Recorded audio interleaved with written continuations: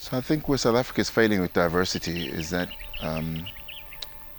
we still don't want to embrace the power of diversity. And I'll explain that.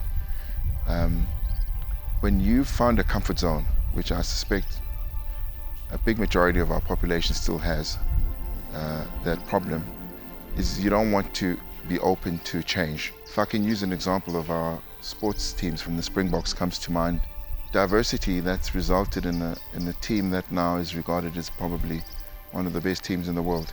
They said, we will get you out of your comfort zone. We will get a black captain to lead the team who sings before the game starts instead of hype himself by looking mean. He sings. And his teammates are trying to learn the words to these songs that he's always singing.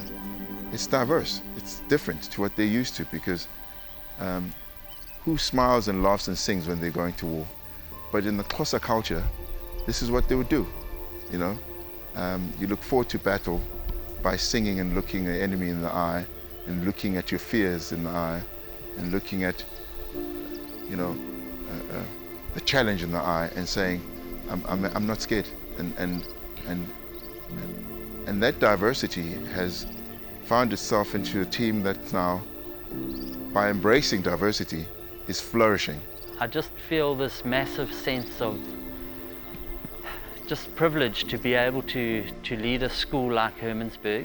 And I didn't realize the full potential of what I'd actually walked into until I walked through those gates and met with Mr. Mkumla Zola and got to meet the staff on campus.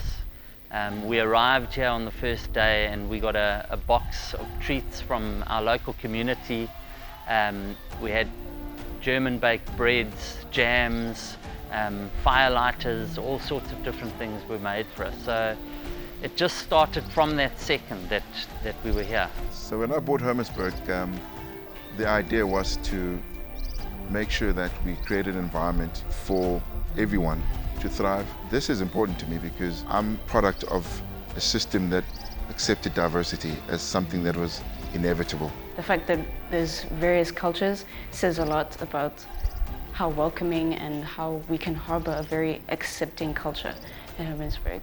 There's not just only German people.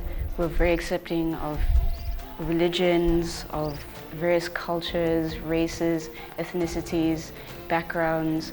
So I think, yeah, it's a very loving atmosphere here at Hermannsburg. My children, for instance, run around this campus. I've got a rule for them. When the sun goes down, they need to be at home. I don't worry about where they are. I don't worry about what's happening to them. And I think that's a very privileged place to be in the world at the moment. And it certainly is sort of reminiscent of how I grew up as a child. And I think to be able to still give that to my own children is just adds huge value. The dream of Hermannsburg is listening to sounds of children smiling and laughing from all different backgrounds, of listening to teachers planning and strategizing and having a great time with their students when they're all from different backgrounds. It's a vision of wanting to see a South Africa that we also wish for happen in this small space, but by having it here, have students that will believe that it's possible to do it when they get out of this space and take it out into the bigger world.